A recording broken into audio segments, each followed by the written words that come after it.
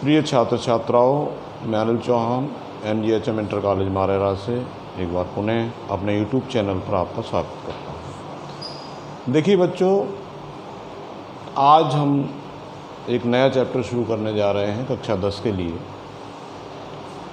यानी प्रकाश की शुरुआत करने जा रहे हैं। चैप्टर 10 यानी यूनिट 3 है ये, जिसमें प्राकृतिक घटनाएं, जिसका एक चैप्टर हम पहले आपको पढ़ा चुके हैं।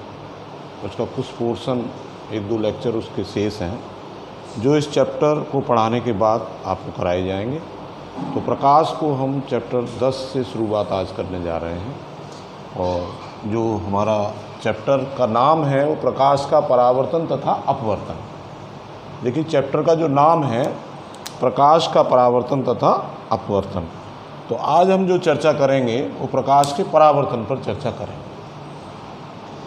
देखिए बच्चों, सबसे पहले ये प्रश्न दिमाग में आता है कि प्रकाश क्या है।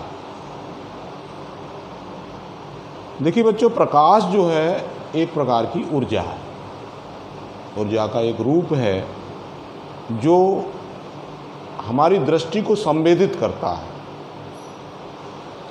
जो हमारी दृष्टि है, जो नेत्र है, उसमें संवेदना उत्पन्न करता है, जिसके कारण वस्तुएं हमें दिखाई देती हैं। प्रकाश क्या है बच्चों? एक प्रकार की ऊर्जा है जो हमारी दृष्टि में संवेदना उत्पन्न करता है, जिसके कारण वस्तुएं हमें दिखाई देती हैं। देखिए बच्चों, किस तरह से वस्तुएं हमें दिखाई देती हैं प्रकाश के द्वारा, ये हम आज पढ़ेंगे। उसके लिए जो घटना है हमारी, वो है प्रकाश का परावर्तन। देखिए, प्रकाश के कुछ और भी गुण हैं। प्रकाश के गुणों के बारे में अगर हम थोड़ी सी यहाँ पर चर्चा करें, देखिए प्रकाश जो है वो विद्युत चुंबकीय विकिरण है। कैसा? इलेक्ट्रोमैग्नेटिक वेव्स हैं, जो निर्वात में 3 × 10⁸ मीटर प्रति सेकंड, यानी निर्वात में जो प्रकाश की चाल है, निर्वात में प्रकाश की चाल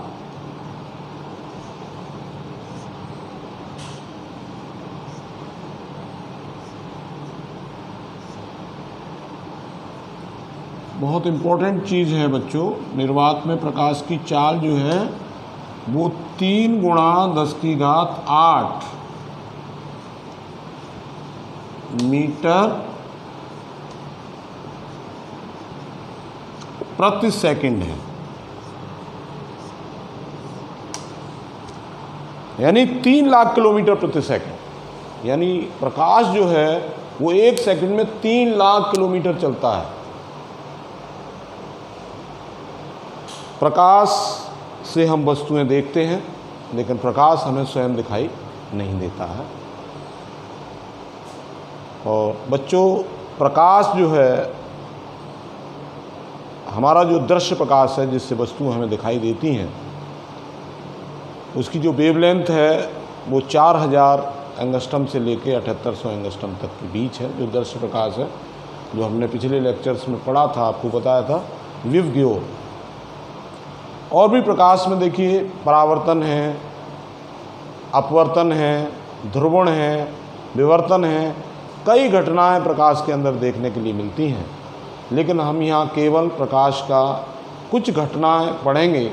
हम अपने इस कक्षा 10 के स्तर पर प्रकाश का परावर्तन, प्रकाश का अपवर्तन, प्रकाश का वर्ण विक्षेपण, प्रकाश का प्रकीर्णन, ये कुछ घटनाओं का हम यहाँ पर जो है पढ़ेंगे और अध्ययन करेंगे।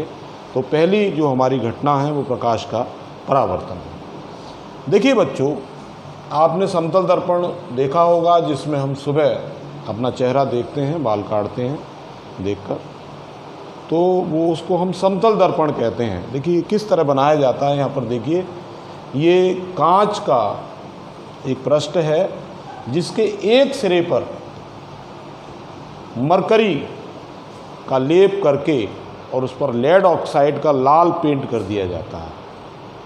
यानी जो स्थिति रहती है, देखिए ये जो है ये पॉलिश हो रही है। ये बच्चों, ये दिखाया जा रहा है, ये समतल दर्पण है, ये पॉलिश है। देखिए इस तरह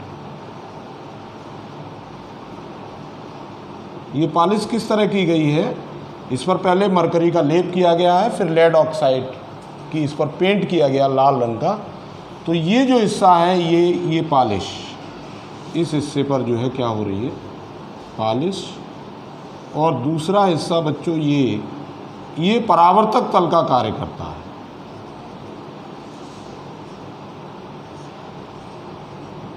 इस तरह से तो ये समतल दर्पण है। अब यहाँ प्रश्न आता है कि प्रकाश का परावर्तन क्या है। देखिए, प्रकाश द्वारा किसी चमकदार सतह से टकराकर वापस उसी माध्यम में लौटने की घटना को प्रकाश का परावर्तन कहते हैं। फिर सुनिए बच्चों, ध्यान दीजिए। प्रकाश द्वारा किसी चमकदार सतह से टकराकर वापस उसी माध्यम में प्रकाश के लौटने की घटना को प्रकाश का परावर्तन कहते हैं। देखिए बच्चों, ये यहाँ चित्र में हमने एक समतल दर्पण बनाया हुआ है। ये देखिए, जो किरण ये आ रही है, जो प्रकाश पर, जो इस तल पर, दर्पण पर जो आपतित हो रही है, इसको हम कहते हैं आपतित किरण, यानी अंग्रेजी में कहते हैं इंसिडेंट रे। Incident ray. ये बच्चों आपतन बिंदु है, और ये आपतन बिंदु पर अविलंब है, ये एन, ये ए कह दीजिए बच्चों इसको, ये ओ कह दीजिए, और ये बी कह दीजिए। तो ये आपतित किरण और आपतन बिंदु पर अविलंब यानी ओ एन, इसके बीच में जो कोण बनता है, इसको हम कहते हैं आपतन कोण, और आई से रिप्रेजेंट करते हैं एंगल ऑफ इंसिडेंस। इंसिडेंस का पहला अक्षर क्या है, आई। दूसरा देखिए, ये किरण जो है इससे टकराकर ये उसी माध्यम में वापस लौट रही है जिस माध्यम से ये गई थी। ये परावर्तित किरण है बच्चों, ओ बी।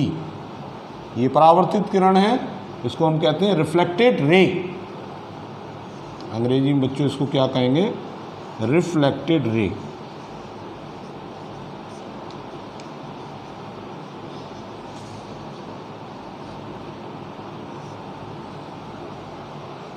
और ये रिफ्लेक्टेड रे और नॉर्मल यानी आपतन बिंदु पर अविलंब और परावर्तित किरण के बीच जो कोण बनता है, इसको हम कहते हैं परावर्तन कोण कहते हैं, यानी एंगल ऑफ रिफ्लेक्शन।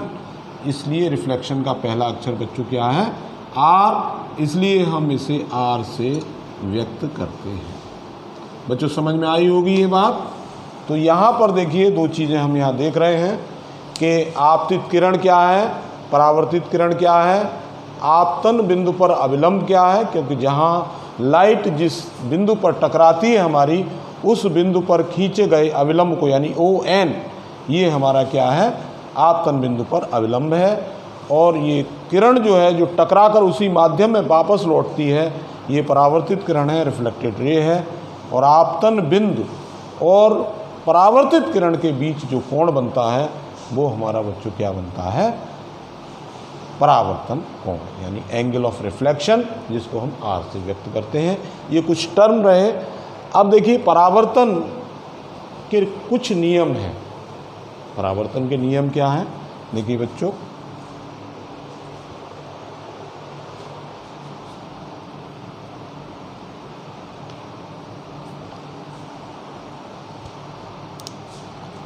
परावर्तन के नियम।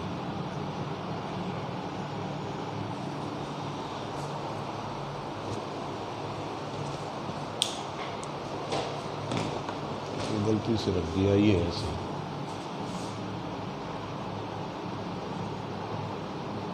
देखिए बच्चों, परावर्तन के नियम।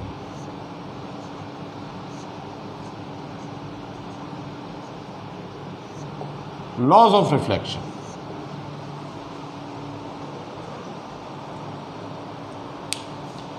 देखिए क्या नियम है बच्चों, परावर्तन के दो नियम हैं।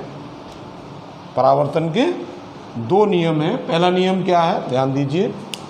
देखिए, आपतित किरण, आपतित किरण यानी ए ओ, आपतन बिंदु पर अविलंब ओ एन, और परावर्तित किरण ओ बी, तीनों एक ही तल में होते हैं। पहला नियम क्या है बच्चों, आपतित किरण आपतन बिंदु पर अविलंब और परावर्तित किरण तीनों एक ही तल में होते हैं। दूसरी बात, आपतन कोण जो है वो परावर्तन कोण के बराबर होता है। तो देखिए बच्चों, परावर्तन का नियम क्या है, यहाँ पर ध्यान दें। आपतित किरण, पहला नियम क्या है, आपतित किरण, परावर्तित किरण,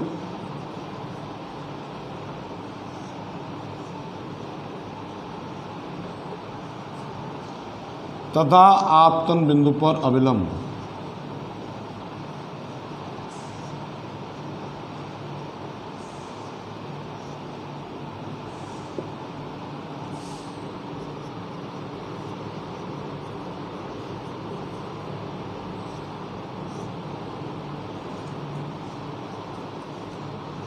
तीनों एक ही तल में होते हैं।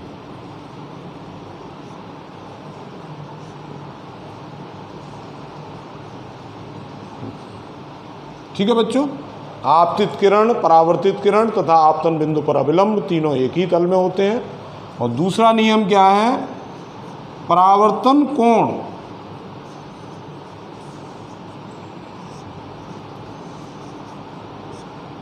यानी आर सदैव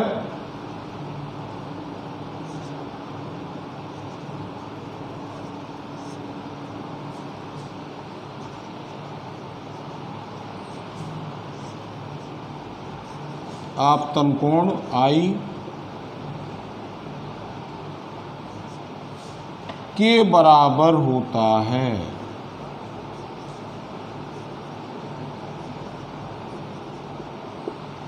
यानी angle I is equal to angle R.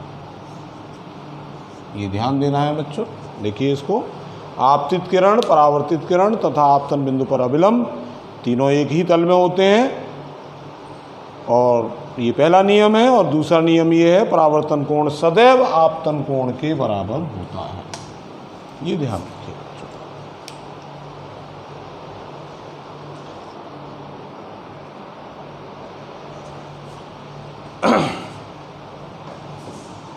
ये बात समझ में आ गई होगी बच्चों। देखिए हम लोग थोड़ा सा आगे बढ़ते हैं। हाँ, एक बात का ध्यान रखना है, जैसे अगर कोई किरण जो है वो इस तरह से मान लीजिए आपतित होती है, ये बच्चों अविलंब, तो आपतन कोण यहाँ पर कितना होगा, 0। यानी एंगल आई कितना होगा, 0। और ये वापस इसी माध्यम में लौट जाएगी, तो यहाँ आपका आर कितना होगा, 0। ये ध्यान रखना है कि आपतन कोण जो है अविलंब के साथ बनता है। बच्चों ये गलती ना करें, ये ध्यान रखें, ये आपतन कोण जो है ये अविलंब के साथ बनता है। अभी देखिए मैं समझाऊंगा इसको, थोड़ा सा देखिए, इसका स्क्रीनशॉट लीजिए और इसको समझिए।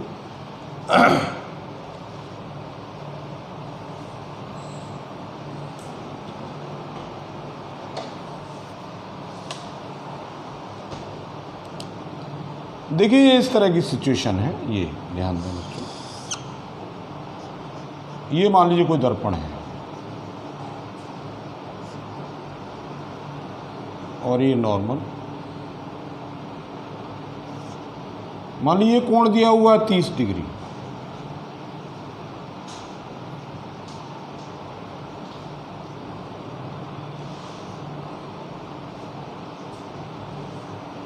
ये चित्र बना हुआ है, एक प्रश्न छोटा सा मैं करा रहा हूं। देखिए चित्र में आपतन कोण और परावर्तन कोण का मान बताइए।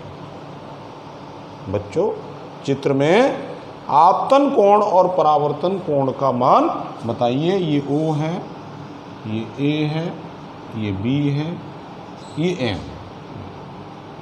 प्रश्न में क्या दिया हुआ है, प्रश्न क्या है, देखिए प्रश्न हमारा ये है, ध्यान दें, चित्र में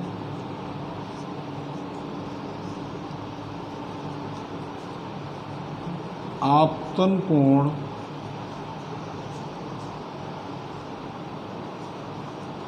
तथा परावर्तन कोण का मान ज्ञात कीजिए। मान ज्ञात कीजिए। जी हाँ, देखिए इसको कुछ नाम दे दीजिए एक्स वाई।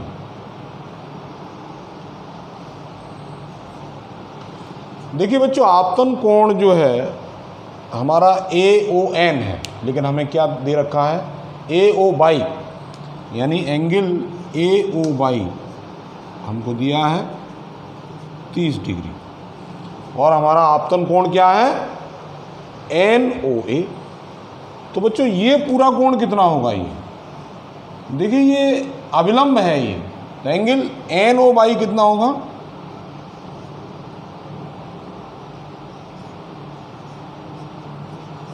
$90 डिग्री। तो एंगल NOA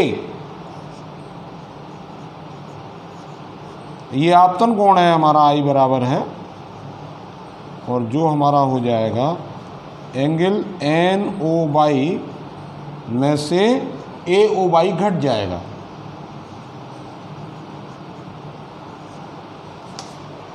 NOY और AOY घट जाएगा, तो ये हमारा 90 डिग्री है,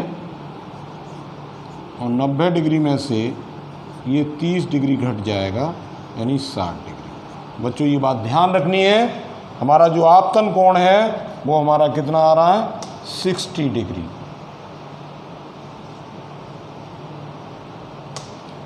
अब देखिए बच्चों, परावर्तन के नियम से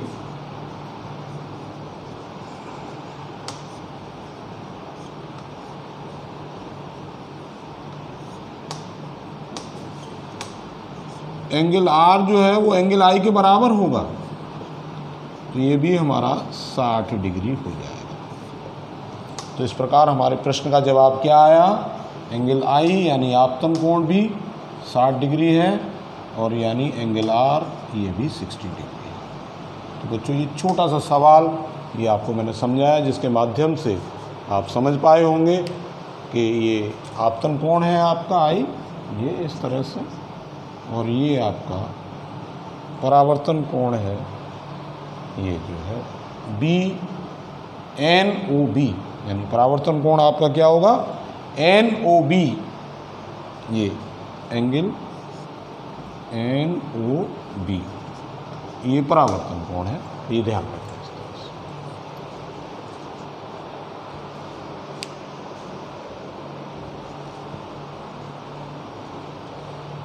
तो ये बच्चों ये प्रकाश के परावर्तन की घटना आपको समझ में आई होगी। अब देखिए यहाँ पर ये समतल दर्पण द्वारा जो प्रतिबिंब हमारा बनता है वो किस प्रकार बनता है और उसकी प्रकृति क्या होती है।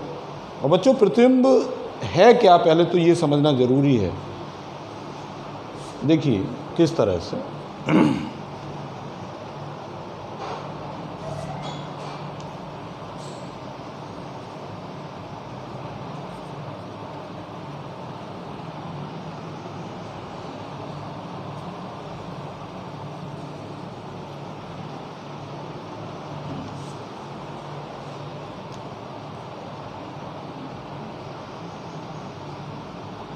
देखिए बच्चों ये हमारा समतल दर्पण है, ध्यान दें इस तरह से, ये समतल। देखिए पहले हम यह बात करते हैं कि प्रतिबिंब किस तरह बनता है। देखिए जैसे कोई बिंदु है, उस बिंदु से किरणें चलती हैं, प्रतिबिंब लेंस से बने या दर्पण से बने, और चलने के बाद वो किरणें दर्पण से परावर्तित होने के बाद जिस बिंदु पर मिलती हैं या जिस बिंदु पर मिलती प्रतीत होती हैं, वो दूसरा बिंदु जो है वो पहले बिंदु का प्रतिबिंब कहलाता है। देखिए किस तरह, अभी हम थोड़ा सा देखते हैं। जैसे सपोज मान लीजिए हमारा ये कोई पॉइंट है O, ये हमारा ऑब्जेक्ट है, ठीक है बच्चों। क्योंकि हमारी जो वस्तु है जिसका इमेज हम बनाते हैं उसको छोटे छोटे बिंदुओं में विभाजित करके उसकी इमेज बनती है। तो यहाँ से देखिए हमें कम से कम प्रतिबिंब बनाने के लिए 2 किरणें चाहिए। तो एक किरण देखिए बच्चों, ये हम इस तरह से ले जा रहे हैं, ये ठीक है, और एक किरण हम इस तरह से। तो बच्चों ये किरण तो वापस लौट आएगी सीधे सीधे, क्योंकि यहाँ पर आपतन कोण क्या है, 0 डिग्री। ये दूसरी किरण देखिए यहाँ पर एक अविलंब इस तरह खींचेंगे, ये आपतन बिंदु पर अविलंब, और इसी कोण पर देखिए ये परावर्तित होगी।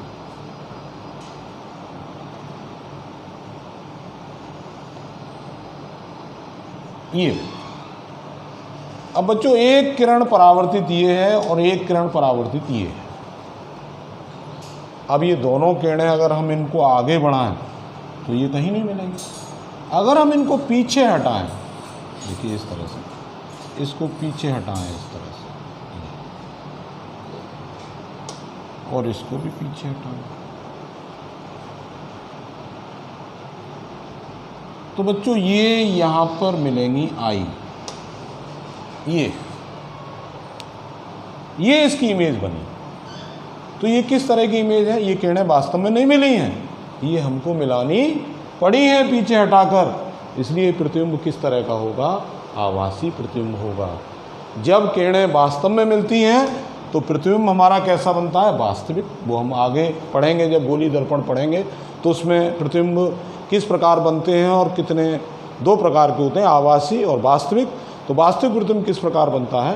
क्योंकि समतल दर्पण द्वारा वास्तविक प्रतिबिंब नहीं बनता है, इसलिए अभी इस चीज़ को नहीं समझाया जा सकता। जब दूसरे दर्पण हम पढ़ेंगे तो ये इसका वास्तविक प्रतिबिंब। अब बच्चों देखिए यहाँ पर इसे कुछ और नाम दे दीजिए, यहाँ एम नाम दे दीजिए इस तरह से। ये इसका परावर्तक पृष्ठ रहा, ये पॉलिश है, तो ये समतल दर्पण इस तरह।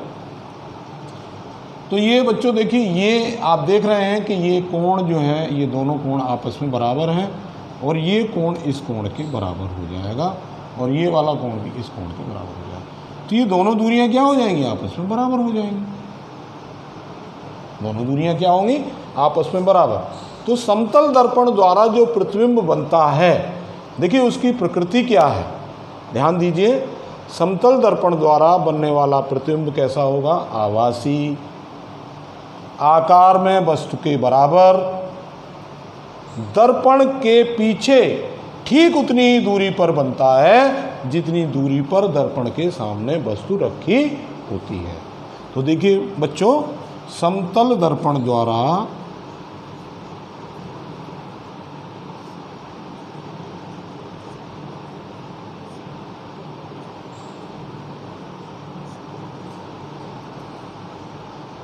बना प्रतिबिंब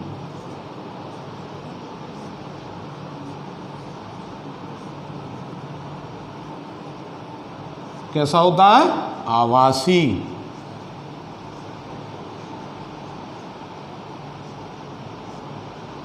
सीधा, क्योंकि आभासी प्रतिबिंब सीधा बनता है। आकार में वस्तु के बराबर,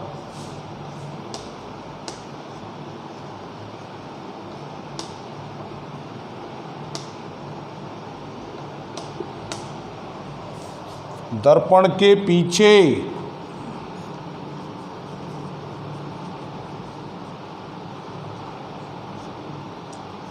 ठीक उतनी ही दूरी पर बनता है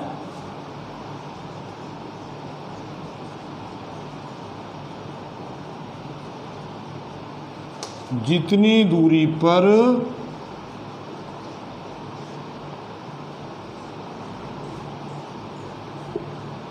वस्तु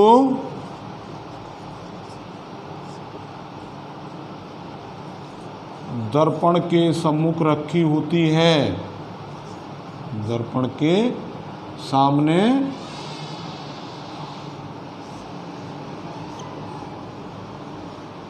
रखी होती है।